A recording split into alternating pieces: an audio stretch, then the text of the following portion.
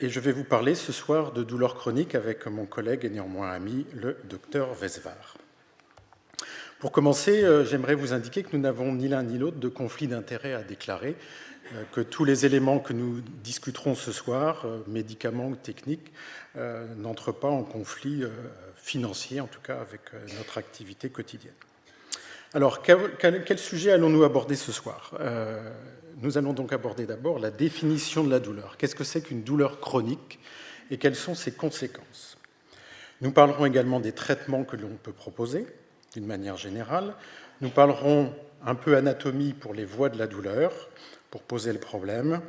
Nous parlerons de neuromodulation et nous détaillerons un peu plus deux thèmes les thèmes de cette soirée, la capsaïcine, où j'ai marqué le piment qui fait du bien, et puis la RTMS, ou stimulation magnétique transcrânienne répétitive, les ondes qui soignent. Les ondes ne sont pas toujours en odeur de sainteté dans notre société. Bon, celles-là, je pense, sont utiles. Alors, sur la définition de la douleur. La définition de la douleur, on s'appuie sur celle qui a été donnée par l'IASP, qui est l'Association internationale d'études de la douleur. La douleur, c'est une expérience sensorielle désagréable. Tous ici, nous pouvons dire que nous sommes d'accord avec cette définition. Ça enfonce un petit peu des portes ouvertes, mais ça vaut le coup de le dire. Donc, une expérience sensorielle désagréable, mais associée à des émotions elles aussi désagréables. Dans la plupart des cas, ces douleurs ont une signature physique, un stigmate, quelque chose dans l'organisme qui peut être mis en évidence par un examen complémentaire, un scanner, une IRM, ou des examens un petit peu plus sophistiqués, comme l'électroneuromyogramme, ça dira peut-être quelque chose à certaines personnes dans la salle, ou des scintigraphies. Donc ça, c'est le cas, on pourrait dire, le plus simple et le plus classique. Mais il y a un nombre de cas assez importants pour lesquels ce stigmate physique n'existe pas. Malgré tous les examens que l'on peut pratiquer, il y a une douleur sans explication physique, on pourrait dire. Ou on pourrait dire aussi peut-être, nos moyens d'investigation ne nous permettent pas d'aller assez finement pour trouver une cause. D'accord? Et c'est pour ça que dans la définition, on a décrit en termes d'un tel dommage. Ça peut être donc un stigmate physique, mais de temps en temps, on ne le trouve pas. Donc voilà pour la définition. Qu'en est-il de la chronicité? La chronicité fait appel à une durée de temps, et cette durée a été définie comme 3 mois. À certains moments, ça a été défini comme 6 mois, mais de toute façon, c'est déjà bien trop long pour la personne qui souffre, on est d'accord. Les douleurs chroniques sont fréquentes. Elles touchent environ 1/3 de la population en France.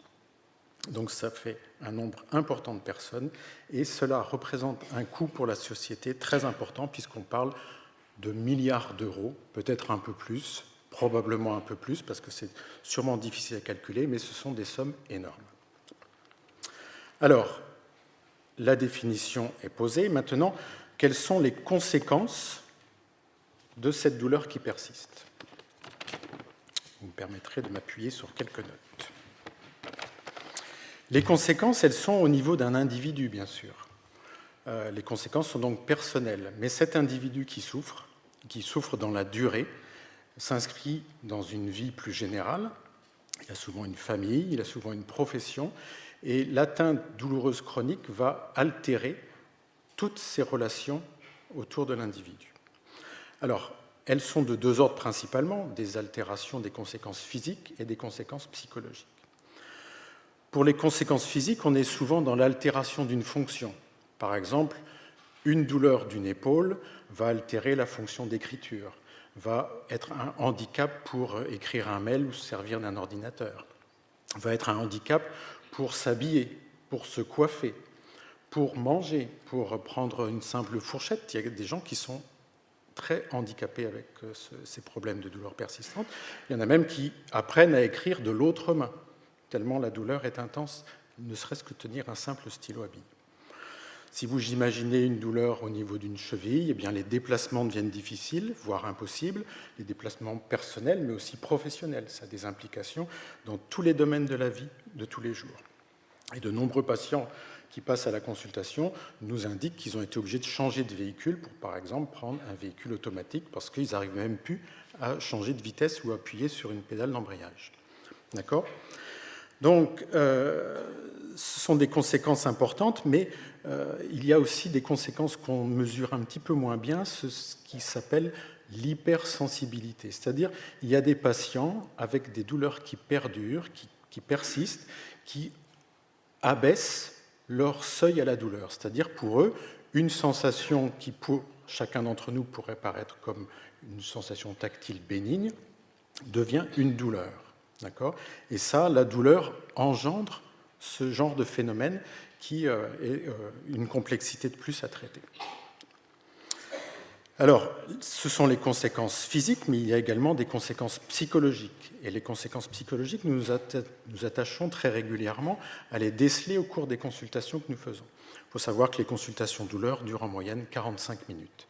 Donc c'est forcément une consultation dans une structure spécialisée. Le médecin généraliste n'a pas en général 45 minutes à laisser pour un patient. On peut le comprendre. Hein. Bon. Donc la douleur chronique peut générer de l'anxiété.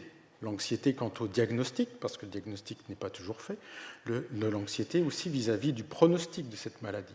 Est-ce que je vais m'améliorer? Est-ce que ça va aller mieux? Et dans combien de temps? Etc. etc. Est-ce que je vais pouvoir reprendre mon métier? Est-ce que je vais pouvoir reprendre mes activités de loisirs? Tout ça génère de l'anxiété. La douleur chronique va aussi générer une certaine dépression, on pourrait dire dépression réactionnelle. Ce n'est pas véritablement une dépression, mais c'est une sensation qui fait que finalement la vie n'a plus le même goût quand on a une douleur qui persiste que d'habitude. Parce qu'il y a un certain désintérêt, il y a un certain enfermement sur soi. Hein. Et donc l'entourage est vécu quelquefois, même l'entourage très proche, comme les enfants qui jouent dans une pièce peuvent être perçus comme un perturbateur pour la personne qui a une douleur chronique. Donc c'est vraiment très invalidant. Et on peut mesurer encore le désarroi, on pourrait dire, psychologique de ces patients quand on ne trouve pas de cause. Parce que les patients viennent nous dire « mais attendez, moi j'ai une douleur, ça me fait mal, je sais où ça me fait mal, je peux vous la décrire, vous êtes le spécialiste, vous devriez me dire pourquoi j'ai mal. Pourquoi j'ai mal ?» Et quelquefois on dit aux patients « ben non, nous on ne peut pas vous dire pourquoi vous avez mal, et les examens complémentaires ne peuvent pas dire non plus ce stigmate physique. » Donc il y a des patients qui deviennent en disant « mais est-ce que je perds la tête ? Comment ça se fait, quoi ? Est-ce que c'est bien vrai ? Est-ce que c'est moi qui fabrique cette douleur-là ou est-ce que c'est dans mon corps quelque part ?» Donc on peut mesurer comme ça tout ce qui peut se passer dans la tête des patients qui souffrent. Et nous avons, nous, le devoir et l'intérêt, en plus, d'aider à, pas forcément apporter des réponses, parce que finalement, on ne pourra peut-être pas leur dire pourquoi ils ont mal, mais on pourra peut-être leur dire comment ils vont aller mieux. Donc sur les conséquences, on peut citer aussi les troubles du sommeil. Et ça, le patient, j'ai encore vu une dame tout à l'heure qui me dit « moi, tous les matins, à 4 heures, je suis réveillé. Donc je m'endors à minuit, parce que j'ai trop mal et je ne m'endors pas avant. Et à 4 heures du matin, je suis debout. » Donc vous imaginez le lendemain, la journée, comment elle peut être difficile pour ces patients-là. D'accord ? Donc des troubles de l'alimentation. Une chose sur laquelle un élément sur lequel on insiste aussi souvent, c'est la dépendance aux substances chimiques. Les patients nous disent « bon ben moi, la morphine, ça m'aide. Mais en même temps, la morphine, je suis constipé, ou je perds la tête, je perds la mémoire, etc. » Donc il y a des problèmes aussi liés aux médications chimiques. Je ne dis pas que c'est des traitements qu'il ne faut pas prendre. Je dis qu'il y a des traitements chimiques qui peuvent donner des effets indésirables, et ces effets indésirables doivent être aussi gérés dans le cadre de la consultation douleur. Et donc finalement, les conséquences de cette douleur qui persiste, eh bien, c'est une perte du plaisir. Pour moi, ça me paraît être la chose assez importante, la perte de l'élan vital. Cette perte de l'élan vital peut aggraver les symptômes douloureux, qui à leur tour vont réaggraver cette perte de l'élan vital, et finalement on rentre dans un cercle vraiment qui est très très difficile pour les patients, on peut en témoigner tous les jours. Donc voilà sur définition, conséquences. Je vais vous parler quelques instants sur les moyens thérapeutiques. Ce que vous avez à l'affichage, c'est un outil dont je me sers tous les jours à la consultation douleur pour exposer aux patients, ça tient sur une feuille A4, hein, pour exposer aux patients l'ensemble des traitements qu'on peut mettre à leur disposition. Je leur dis, voilà, il y a tout ça, ça peut paraître beaucoup, mais il n'y a que ça. C'est-à-dire, en dehors de cette liste-là, il n'y a pas grand-chose. J'ai peut-être fait 1 ou 2 oublis, mais voilà. C'est ça le traitement. Et donc, je divise ça en 3 catégories. Les médicaments, la première catégorie ici avec les pilules, voilà. Les traitements plus techniques, dans cette colonne-là, et les traitements que j'appelle psychocorporels. Voilà. Et je leur dis, ben voilà, dans cette liste-là, ça va être bien de choisir parmi ces médicaments-là, parmi ces traitements techniques ou parmi ces traitements psychocorporels. S'il y en a en général un dans chaque colonne, c'est pas mal. Et je leur montre, je leur dis, voilà, ça fait un trépied. Et sur un trépied, on est stable. Et si, par exemple, le patient développe une allergie à un médicament, eh bien, il reste autre chose. Parce qu'un traitement qui serait basé uniquement sur une de ces colonnes-là, eh bien, serait un traitement déséquilibré. Voilà. Et donc, je ne vais pas du tout développer chacun de ces traitements. Chacun d'entre eux prendrait une soirée comme ici. Et donc, nous parlerons ce soir de la capsaïcine et de la rTMS. Voilà. Et puis, pour finir sur les éléments assez théoriques, mais qui peuvent nous permettre de mieux comprendre ce qui va être dit par la suite de la conférence, je voudrais vous présenter les voies anatomiques que l'on connaît de la douleur. Vous avez ici une coupe du cerveau. Vous imaginez, je suis coupé en 2, d'avant en arrière, et puis alors l'avant est ici, l'arrière est ici. Ici, c'est la moelle épinière, et là, on a une coupe en section de la moelle épinière. D'accord? Ça va à peu près pour tout le monde? Ça fait référence à des souvenirs. Tu gênes? Oui, ah, je pense. Denis. Mais non, tu gênes pas, Denis. Alors, donc, une sensation vient de la périphérie. Donc là, je n'ai pas mis en relief le nerf périphérique, mais c'est une sensation qui vient de la périphérie, qui peut venir de la peau ou d'un viscère. D'accord? Elle va arriver au niveau du système nerveux par la racine dorsale de la moelle épinière, ici, la corne postérieure de la moelle épinière.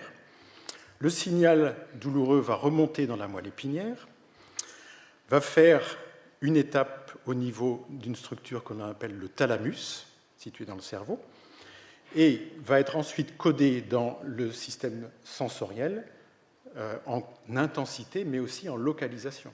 C'est-à-dire qu'on sait où on a mal, on sait comment on a mal et où on a mal. C'est important. Ça, c'est une étape. On pourrait dire que c'est la plus simple. Mais il y a derrière cette étape-là, c'est en fait la première partie de la définition. La douleur est une sensation. D'accord ? Mais la douleur est une émotion. Et je vais vous montrer maintenant pourquoi la douleur est une émotion. Parce qu'en fait, il existe au niveau de la partie antérieure du cerveau, dans des structures qu'on appelle le cortex singulaire antérieur, l'insula ou le cortex préfrontal, les codages émotionnels de cette sensation. Et en fait, entre toutes ces structures, qui n'est pas, enfin si, qui est montrée par les flèches qui vont un petit peu dans tous les sens, eh bien, toutes ces structures cohabitent ensemble, et Denis Vesvar, tout à l'heure, nous montrera quelques jolies images là-dessus. Donc ça, on pourrait dire, c'est une partie du trajet, mais c'est qu'une partie, c'est la voie aller. Il y a aussi une voie retour. Cette voie retour, elle est matérialisée ici en violet.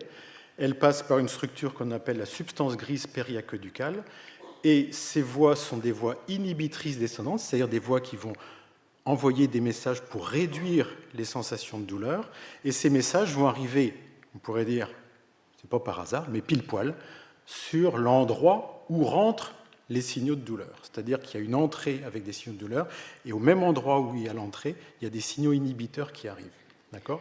Et c'est en partie comme ça qu'on peut expliquer probablement l'efficacité de la rTMS, dont nous parlera Denis tout à l'heure. Et donc, si quelque part dans ce circuit, n'importe où, dans ce circuit neurologique, survient une altération, quelle qu'elle soit, infectieuse ou traumatique, eh bien on va générer ce qu'on appelle des douleurs neuropathiques. Les douleurs neuropathiques sont les douleurs qui brûlent, les douleurs qui donnent des décharges électriques. Elles ne sont pas connues, peu connues, parce qu'elles sont uniquement le fait de ces altérations des fibres neurologiques. Et elles sont complexes à traiter parce qu'elles résistent aux traitements dont j'ai parlé tout à l'heure, en particulier les traitements comme la morphine ou le tramadol ou la codéine. D'accord ? Donc il faut développer des stratégies complémentaires, et c'est pour ça que ce soir, on va vous parler de traitements un peu spécifiques, mais qui s'adressent en particulier à ces douleurs neuropathiques. Voilà, je vous remercie. Donc je vais passer la parole à mon ami Denis pour la suite de la conférence. Merci.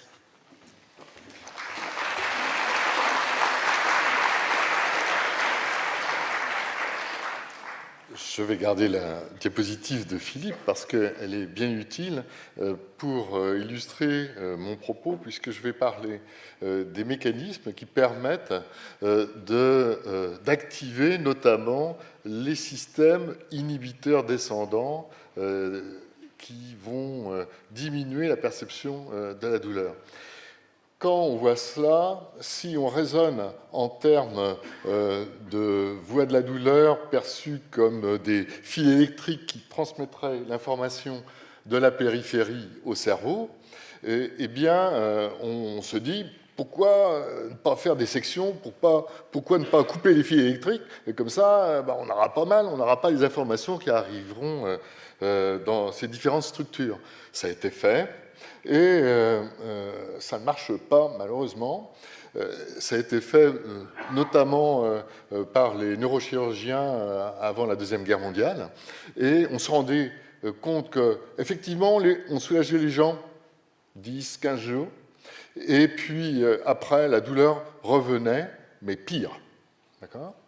Et en fait, on fabriquait des douleurs neuropathiques, on fabriquait des douleurs neuropathiques parce qu'on altérait le circuit qui, normalement, régule la douleur. Je reviendrai sur ce schéma-là, sur ce dessin-là, qui est très intéressant parce que tout à l'heure, quand je vais vous parler de RTMS, de Repetitive Transcranial Magnetic Stimulation, c'est-à-dire de stimulation crânienne, transcrânienne, eh bien, je vous parlerai de cette zone-là. Là, M1, ça correspond à la zone motrice, qui commande la motricité de notre corps, et S1, c'est l'aire somesthésique primaire, qui correspond à la zone qui nous permet de repérer où se trouve la douleur et quelle est son intensité. Donc c'est à ce niveau-là qu'agit la méthode dont je vais vous parler, et ce sont des fibres qui se trouvent à ce niveau-là que l'on va stimuler. Mais on va y revenir plus précisément ensuite. Alors, deux notions importantes. Donc, nous avons en nous des mécanismes de régulation de la douleur qui permettent soit de l'amplifier, si on ne fait pas suffisamment attention à un processus, notre esprit va être capté par la douleur et va amplifier la douleur. Si vous pensez à la douleur que vous avez, c'est une expérience que vous pouvez faire, vous allez avoir davantage mal. Si vous vous concentrez sur la partie de votre corps qui souffre, eh bien, vous allez avoir également davantage mal. Donc, on a des moyens de modulation qui permettent à la fois d'augmenter le message douloureux, mais aussi de l'atténuer. Deuxième notion importante, la douleur n'est pas seulement un phénomène de conduction électrique d'une information douloureuse de la périphérie vers les centres, mais c'est aussi un phénomène chimique, avec tous les neuromédiateurs, des substances qui sont sécrétées, fabriquées au niveau des synapses, des jonctions entre les nerfs, et c'est aussi... il faut concevoir la douleur comme une manifestation qui survient dans notre cerveau dans un bain chimique qui va pouvoir être modifié par les médicaments, mais qui va être aussi modifié par l'activité physique, par d'autres informations en provenance de la périphérie. Cette chimie-là, elle est labile, c'est pas définitif. Ça, c'est aussi un peu la bonne nouvelle quand on comprend la douleur, non pas comme seulement un phénomène de conduction électrique, mais aussi un phénomène biochimique. C'est aussi un phénomène de conscience. Mon collègue vient de vous expliquer un petit peu en quoi c'est un phénomène de conscience, mais on sait qu'en manipulant son attention, en manipulant les mots qu'on utilise pour parler de sa douleur, en gérant différemment les émotions associées à la douleur, on va modifier aussi la façon dont on perçoit la douleur. Ça, c'est aussi des choses qui sont relativement récentes et pour lesquelles on a maintenant des preuves au niveau de l'imagerie qui sont vraiment extrêmement intéressantes, qui nous encouragent aussi à continuer sur le traitement. Et on sait maintenant que la douleur, c'est une sorte de déséquilibre qui se produit entre les phénomènes pronociceptifs, ceux qui sont à droite, là, ça c'est ce qu'on appelle les phénomènes pronociceptifs. Ce sont les phénomènes qui nous mettent en état d'alerte. Attention, il y a quelque chose qui se passe de potentiellement dangereux pour ton organisme, nous dit notre corps. Et ces phénomènes sont supportés, sont basés sur l'activation des récepteurs, notamment périphériques, par des phénomènes d'amplification médulaire. Quand je dis souvent à des patients, monsieur, madame, vous souffrez plus que vous ne devriez souffrir, c'est souvent ce que je veux dire, c'est-à-dire que du fait que la douleur traîne, l'organisme se met en état d'hyperveille. Ils sont en état Vigipirate 5. Et il faut vraiment faire attention. Et l'organisme en état Vigipirate 5 va avoir tendance à accentuer tous les messages sensitifs en provenance du corps. Et c'est comme ça que, comme le disait Philippe, certains messages qui n'étaient pas douloureux peuvent le devenir parce qu'on a nos amplificateurs, notamment médulaires, qui sont en marche. Et contrairement à ce qu'on pense, souvent les gens me disent « Ah oui, j'ai mal depuis longtemps, je m'habitue ». C'est vrai et c'est faux. Ils s'habituent peut-être un petit peu mentalement, mais au point de vue de la physiologie médulaire, on va constater qu'au contraire, tous les phénomènes d'amplification sont en marche. Et quelqu'un qui a une douleur chronique va avoir des douleurs aiguës qui vont être pires que s'il n'avait pas cette douleur chronique. Donc il y a les phénomènes d'inflammation, captation de l'attention, le stress, l'inactivité, toutes choses qui peuvent s'installer sous forme d'un cercle vicieux. Quand on a mal, on est stressé. Quand on est stressé, on essaie de réduire son stress, on ne va plus au travail, on ne va plus voir les autres, etc. On rentre dans des cercles vicieux. La douleur chronique nous tend sans arrêt des cercles vicieux. Et il y en a de nombreux. Ça, c'est tous les phénomènes pronociceptifs. Et de l'autre côté, il y a les phénomènes antinociceptifs. Donc, on va pouvoir désactiver certains récepteurs. C'est ce que va nous proposer tout à l'heure Philippe. On va utiliser les antalgiques, les médicaments. On va apprendre à réorienter son attention. Alors, les gens qui font de la méditation, les gens qui font de la relaxation, qui font du yoga, apprennent à réorienter leur attention. Ça, c'est relativement facile à faire. Moi, dans les groupes que j'anime, j'apprends aux gens à réorienter leur attention, à savoir quoi faire quand leur attention est captée par la douleur qui envahit leur champ de conscience. La relaxation, donc, mais aussi le sommeil. Dans les groupes que j'anime, j'apprends systématiquement aux gens à s'endormir, mais surtout à se rendormir quand ils sont réveillés par leur douleur. Souvent, quand on a mal, on bouge et hop, la douleur repart. Et il faut absolument apprendre aux gens à se rendormir, même avec une douleur qui a tendance à envahir leur champ de conscience. L'activité physique, on sait que c'est un des meilleurs antalgiques, mais il ne faut pas avoir de l'activité physique n'importe comment. Parce que souvent, on se dit, bon, bah, si je ne suis pas capable de faire ça, c'est que je suis vraiment nul. Hein. Alors, et on en fait vraiment beaucoup trop. Et en faisant beaucoup trop, on repart dans le cercle vicieux de la douleur. Voilà, donc la douleur, c'est un déséquilibre entre les phénomènes pro-nociceptifs à droite, anti-nociceptifs à gauche. Ça veut dire aussi qu'on y peut quelque chose. Il y a donc 3 principales modalités de neuromodulation de la douleur. Les modalités chimiques, je ne vais pas m'étendre là-dessus. On va parler de la capsaïcine tout à l'heure avec Philippe.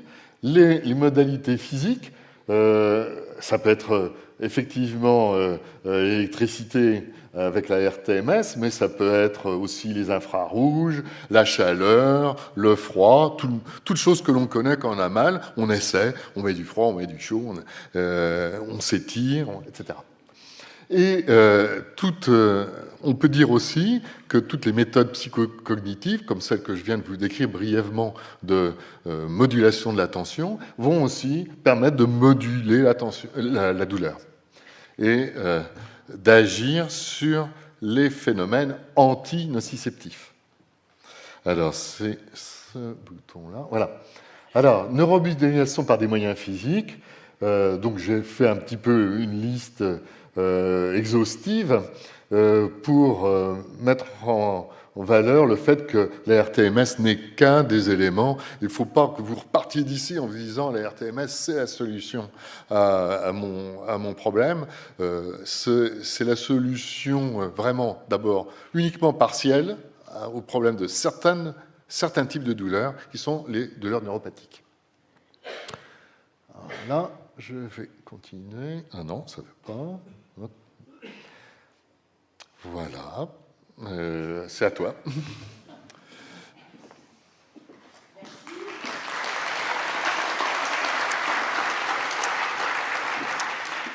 Très bien, donc Denis a bien montré l'intérêt de moduler la douleur. Donc nous allons parler d'une modulation locale maintenant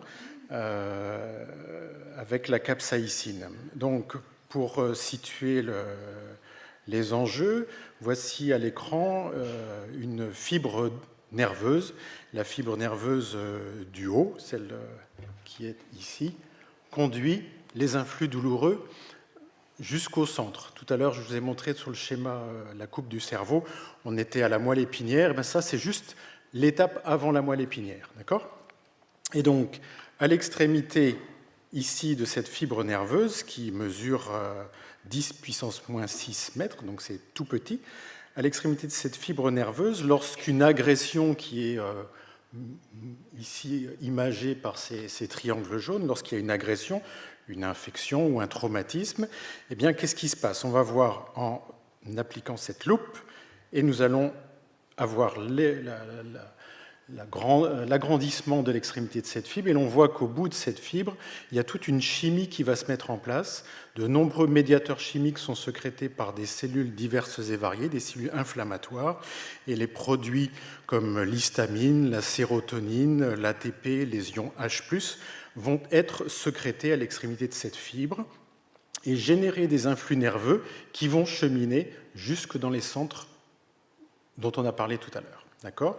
Et alors, au sein de tous ces récepteurs neurologiques, nous allons identifier un récepteur un petit peu plus particulier dont nous allons parler, c'est le récepteur TRP.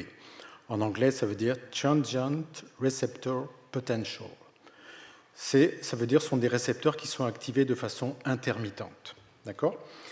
Et en zoomant sur ce récepteur, on sait à peu près à quoi il ressemble. Et grosso modo, ça c'est une illustration, un schéma, mais là on est dans les 10 puissance moins 9 mètres, donc le millième de millimètre.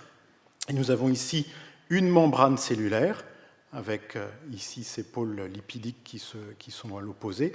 Et dans cette membrane cellulaire, on a un récepteur qu'on appelle le récepteur TRP ici, qualité V1, c'est vanilloïde numéro 1, et ce récepteur est un récepteur qui permet le codage de certaines informations. Nous allons en reparler tout de suite. Donc voilà pour un peu, on pourrait dire, de l'anatomie, même si à cette dimension-là, c'est plus trop de l'anatomie à mon avis. Bref, le récepteur TRPV1, donc il appartient à la famille des récepteurs TRP qui en fait codent pour la température, ils détectent la température.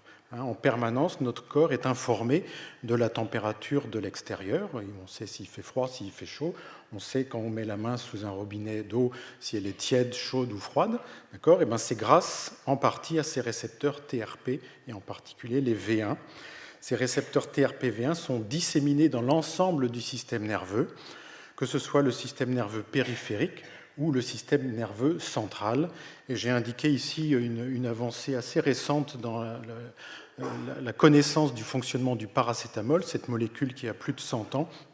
Mais on commence maintenant à peu près seulement à savoir comment ça fonctionne quand on prend un comprimé de paracétamol. C'est quand même assez incroyable.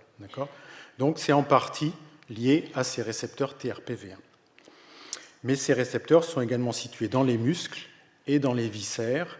Et on peut comprendre là peut-être pourquoi notre IRM, même s'il est très très sophistiqué, ne peut pas aller voir des récepteurs de la taille de 10 puissance moins 9 mètres. Une IRM va vous montrer une lésion de quelques millimètres, mais ne va pas vous montrer à 10 puissance moins 9 mètres. Donc peut-être là on peut comprendre pourquoi on n'arrive pas toujours à voir pourquoi on a mal. Alors, ce récepteur TRPV1 est impliqué donc dans la détection de la chaleur supérieure à 44 degrés, dans la douleur aiguë, mais il est aussi impliqué, et c'est pour ça qu'on en parle, dans la douleur chronique, et probablement l'organisme sait fabriquer des récepteurs TRPV1 quand il est traumatisé, et ces récepteurs TRPV1 ont un seuil abaissé, c'est-à-dire qu'ils sont stimulables pour des stimulus plus faibles que d'habitude, ce qui peut expliquer la sensibilisation à l'œuvre dans certaines douleurs qui persistent. Alors, ce récepteur TRPV1, c'est que la moitié de ce qui nous intéresse ce soir, ce qui nous intéresse, c'est aussi la capsaïcine. La capsaïcine, en fait, tout le monde connaît, mais on ne connaît pas le nom. Moi, avant de connaître ce produit-là, je ne connaissais pas non plus le nom de la capsaïcine. En fait, c'est le principe actif du piment. D'accord ? C'est ce qui donne au piment, quand on mange un piment, c'est ce qui donne cet aspect de brûlure. D'accord ?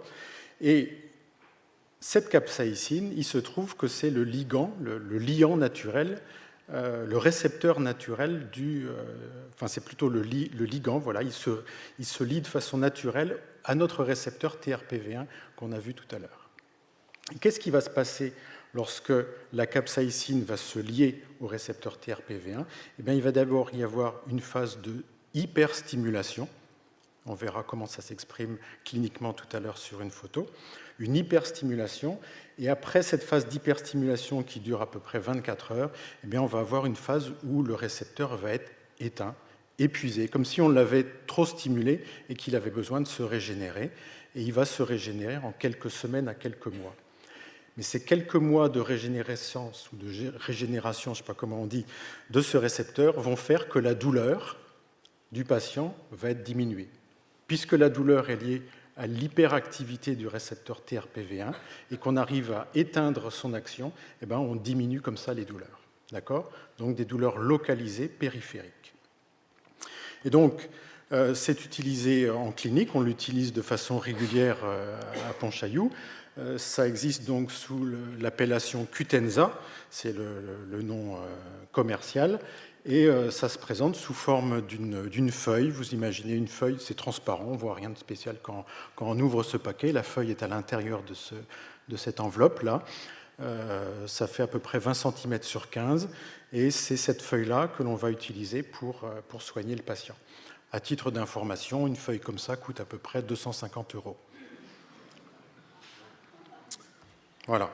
Et donc, c'est indiqué dans les douleurs neuropathiques. Maintenant, vous savez ce que c'est qu'une douleur neuropathique. Il y a une altération de la fibre nerveuse. Dans les douleurs neuropathiques périphériques, chez les patients non diabétiques. Parce que, en fait, on va outre quelquefois cette relative interdiction, parce qu'en fait, il a été testé chez des patients qui n'étaient pas des patients diabétiques. C'est pour ça que l'AMM, ce qui figure dans le Vidal, mentionne cela. Mais bon, On l'utilise à chaque fois qu'on a le sentiment, et quelquefois hors des AMM, on fait ça en médecine parce que c'est classique, on peut prescrire les médicaments si on pense qu'ils vont faire du bien aux patients quand même, en leur expliquant pourquoi, mais on peut les utiliser quand même. Donc en pratique, comment ça se passe? Il faut une hospitalisation ambulatoire. Ce dispositif n'est pas en vente dans les pharmacies de ville, il est en vente uniquement à l'hôpital. Ça se passe au cours d'une courte hospitalisation ambulatoire qui va durer à peu près une matinée. On procède à la découpe de cette feuille que je vous ai montrée tout à l'heure à la taille de la zone douloureuse du patient, parce que c'est une zone en général assez limitée, mais on peut mettre jusqu'à 2 ou 3 feuilles les unes à côté des autres. On laisse en place ce produit pendant 60 minutes, en général 60 minutes sur tout le corps, sauf 30 minutes sur les pieds. Ne me demandez pas pourquoi, c'est comme ça. En général, c'est 60 minutes. Ensuite, on enlève, il y a une manière un peu spéciale d'enlever ce dispositif. Et puis, l'efficacité, elle est donc, comme je disais tout à l'heure, de quelques semaines à quelques mois quand ça fonctionne. Parce qu'il y a des cas où ça ne fonctionne pas, malheureusement. Mais ça peut permettre pour certains patients de passer des moments plus agréables malgré leur douleur. Alors, qu'est-ce que ça donne en images pour terminer? Voilà le patch de capsaïcine, donc on reconnaît ici le nom. Donc le patch a été découpé chez cette patiente. Là, on est au niveau de son dos, à peu près comme ça, le haut de la fesse et le bas du dos, d'accord? La patiente est couchée sur le côté, comme ça, avec le côté plus élevé. Et donc le patch est laissé comme ça pendant à peu près 1 heure.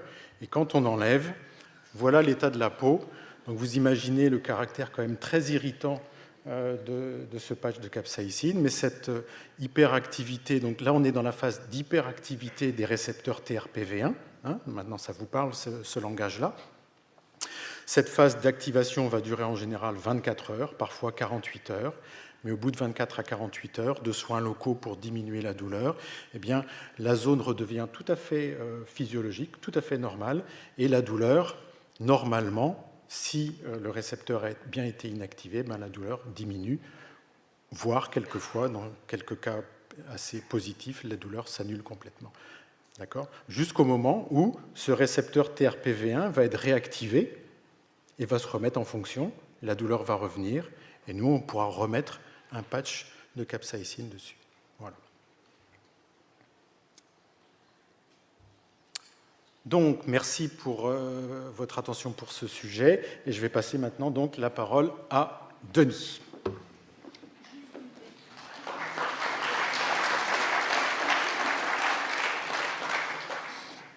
Donc, je vais vous parler de stimulation transcrânienne qui utilise le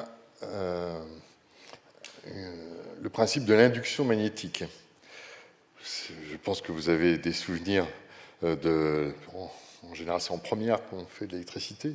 C'est-à-dire qu'à partir, quand il y a un champ magnétique qui varie, se crée dans la bobine du solénoïde, vous vous rappelez, il y a également un champ magnétique qui se crée dans cette bobine. C'est exactement la base de notre matériel. Nous avons la bobine qui se situe à ce niveau-là. Elle a une forme de 8. En fait, ce sont des fils électriques qui sont enroulés de la sorte. Et cette forme a été déterminée de façon à ce qu'au centre, là où les deux ronds du 8 se retrouvent, ça soit là que se forme le champ magnétique sous forme d'un cône qui va pouvoir traverser le cuir chevelu, les os du crâne, et atteindre le cerveau jusqu'à une profondeur de 2 cm. Là, nous avons... C'est exactement le matériel que nous avons au CHU. Là, c'est l'appareil qui fabrique ce flux électrique dans la bobine. Et cet appareil, ce sont en fait des condensateurs qui se déchargent rythmiquement, si bien qu'on a un champ magnétique pulsé qui sort du 8 de la bobine, si vous voulez. Du milieu du 8 de la bobine sort un champ magnétique qui traverse les structures anatomiques de notre tête pour atteindre le cortex à 2 cm, jusqu'à 2 cm de profondeur. Les 2 cm, c'est assez important, vous allez voir pourquoi après. Le courant qui est délivré dans cette bobine est assez puissant, puisque c'est 70 ampères en moyenne, et donc ça chauffe. Même si c'est des bons fils électriques, U est toujours égal à RI, et il y a de l'énergie qui est libérée dans la bobine. Il faut donc refroidir la bobine avec un liquide de refroidissement qui circule grâce à cette pompe en permanence. Et donc la bobine reste à une température correcte, aux alentours de 25 degrés, pendant toutes nos stimulations. Le champ magnétique qui sort de cette bobine est assez puissant, puisqu'il est de 2 Tesla. C'est ce qu'on observe dans les IRM. Si vous avez passé des IRM, c'est à peu près, en général, ce que l'intensité du champ magnétique dans lequel on vous plonge. Mais il y a une différence très importante, c'est que dans une IRM, le champ magnétique il est constant, tandis que là, c'est un champ pulsé. Il dure le temps que se décharge le condensateur du générateur. Alors, donc, à ce générateur de stimulation, on a accouplé un système de neuronavigation. Ce système de neuronavigation comporte une caméra qui permet de s'assurer qu'on stimule la bonne zone cérébrale, mais on a surtout un système de calcul qui détermine les points que l'on doit stimuler, et il calcule ces points à partir de l'IRM cérébral du patient.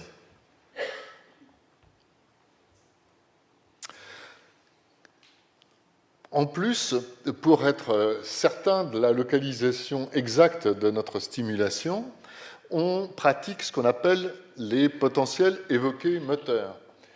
On stimule la zone motrice du cerveau droit, par exemple, pour avoir une réponse du doigt gauche. Alors, sur le schéma, c'est plutôt l'inverse.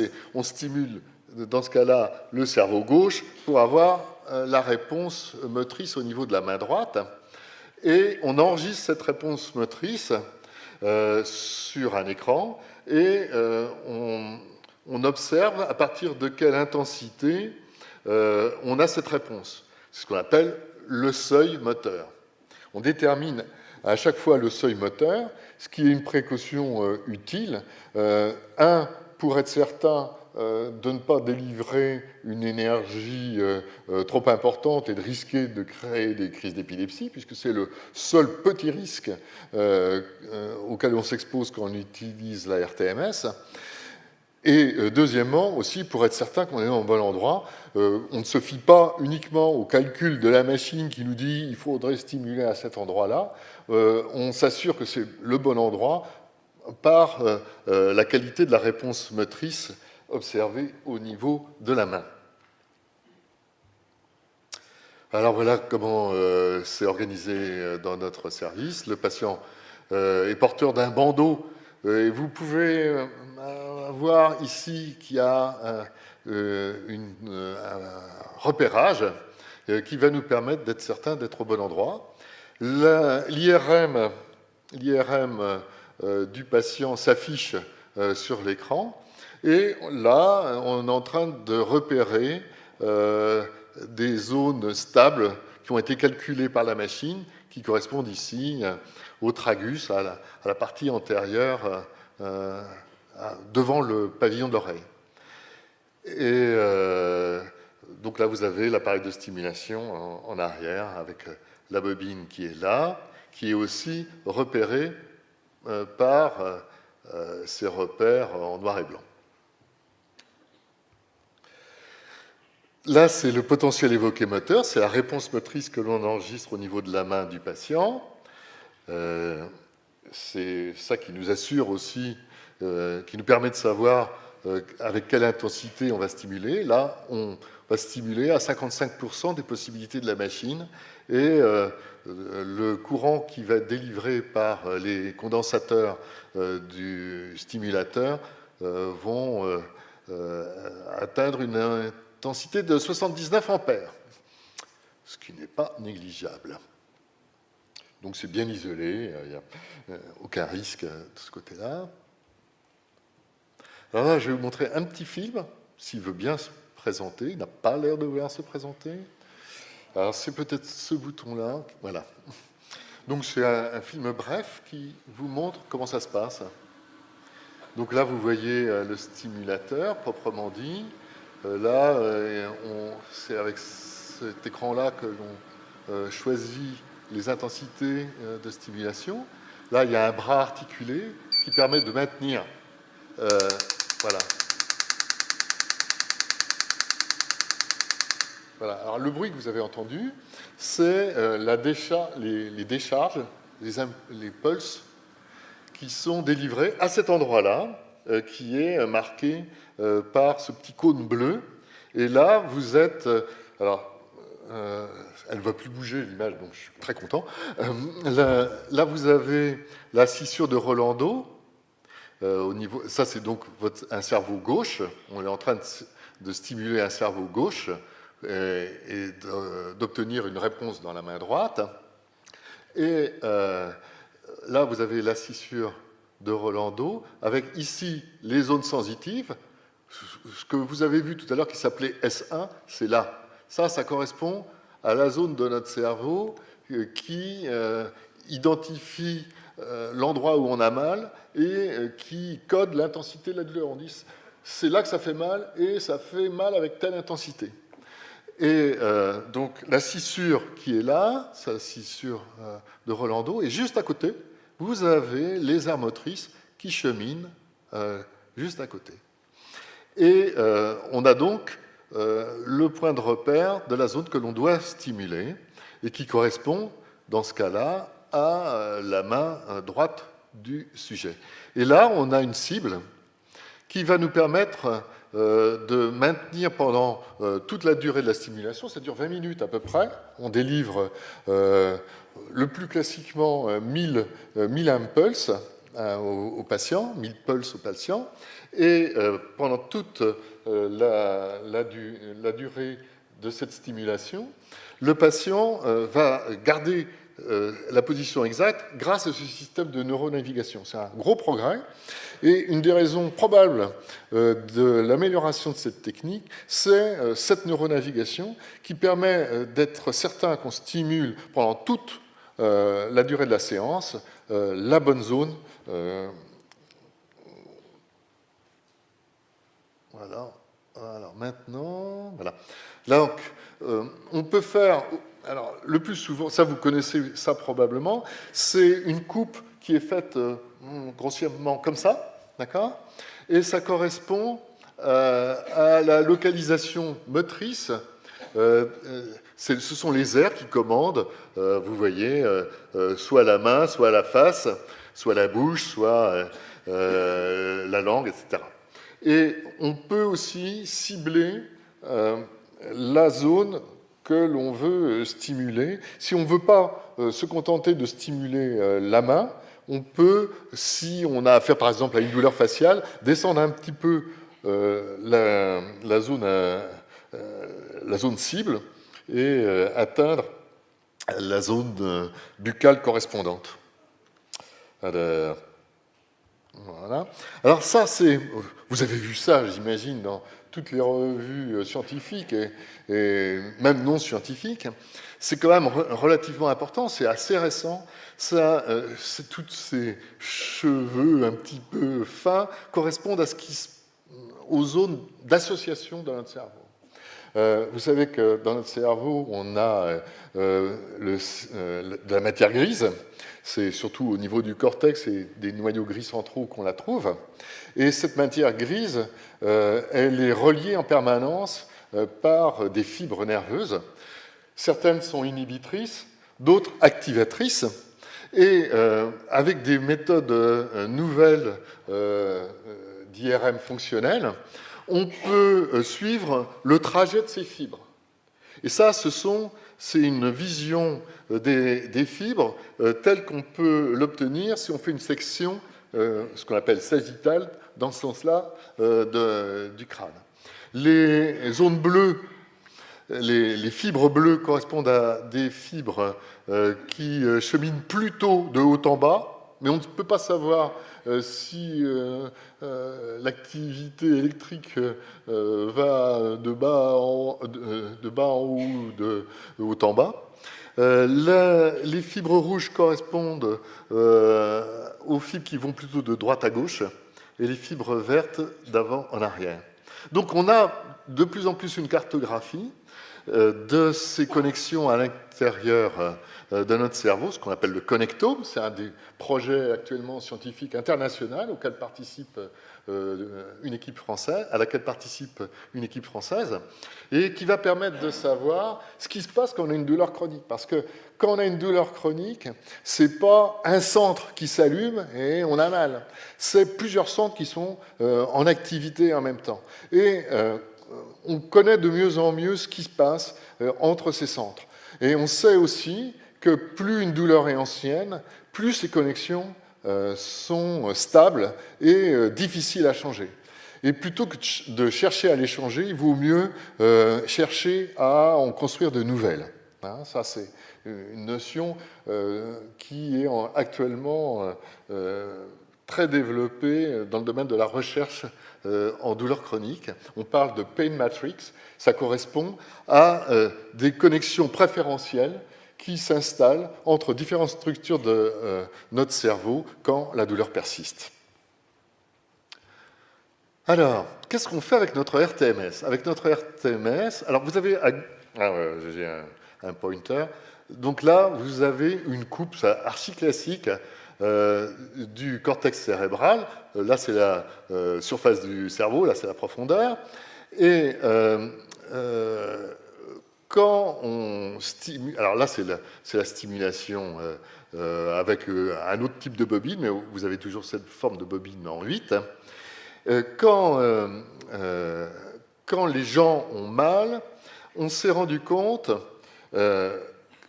et quand ils souffrent surtout d'une douleur neuropathique, c'est-à-dire quand la circuiterie de la douleur est atteinte, soit par une maladie, comme le zona, comme le diabète, comme la sclérose en plaques, quand la circuiterie de la douleur est atteinte, on a un défaut d'inhibition intracorticale. Défaut d'inhibition intracorticale. C'est extrêmement stable et documenté comme phénomène. On l'observe vraiment dans la plupart des patients, chez la plupart des patients atteints de douleurs neuropathiques. J'insiste sur le neuropathique, puisque vraiment la RTMS est indiquée dans ces douleurs. Et cette inhibition intracorticale, elle est sous la responsabilité de ces fibres-là, qu'on appelle GABAergiques. Et quand on fait de la neurostimulation, ce sont ces fibres-là qui se situent à peu près à 2 cm de profondeur, on retrouve les 2 cm dont je vous parlais tout à l'heure, que l'on stimule. Et qu'est-ce qu'on fait quand on utilise la RTMS? Eh bien, on rétablit cette possibilité d'inhibition intracorticale.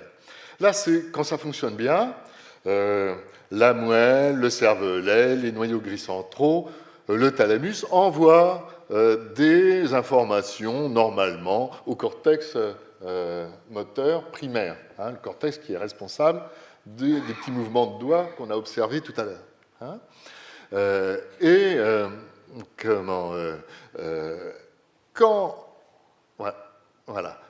Quand il y a un phénomène pathologique, ça peut être une atteinte des noyaux gris centraux, le cervelet, mais surtout quand il y a une douleur neuropathique, puisque c'est l'objet de notre réunion ce soir, eh bien, il y a un défaut d'information en provenance du thalamus. Il n'y a plus d'informations en quantité suffisante à arriver au niveau du cortex moteur. Je parle toujours du cortex moteur. Quand on soigne avec la RTMS, on ne s'attaque pas au cortex sensitif, mais au cortex moteur, ce qui est assez étonnant. Et puis, quand on a j'en ai plus pour longtemps, quand on a une atteinte au niveau de la moelle spinale ou du thalamus, ou des structures entre le thalamus et le cortex moteur, eh bien, on va aussi avoir des phénomènes de douleur centrale où la RTMS va fonctionner. Pour résumer, la chirurgie de section ou destruction des structures nerveuses ne permet pas de soulager durablement la douleur. Ça, c'est ce que je vous disais tout à l'heure.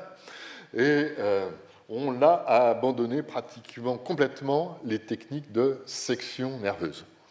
La neuromodulation est apparue donc dans les années 90 et elle va être de plus en plus ciblée à mesure que l'on va être capable de déterminer exactement quelles sont les fibres inhibitrices du message douloureux, que ce soit au niveau cérébral ou au niveau médulaire. Et ces techniques vont de moins en moins être réservées aux seules douleurs neuropathiques persistantes.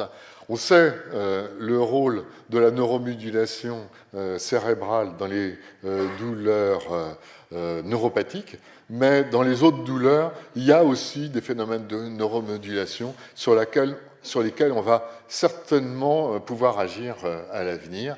Et c'est vraiment un des domaines de recherche les plus prometteurs dans notre domaine. Voilà, je vous remercie.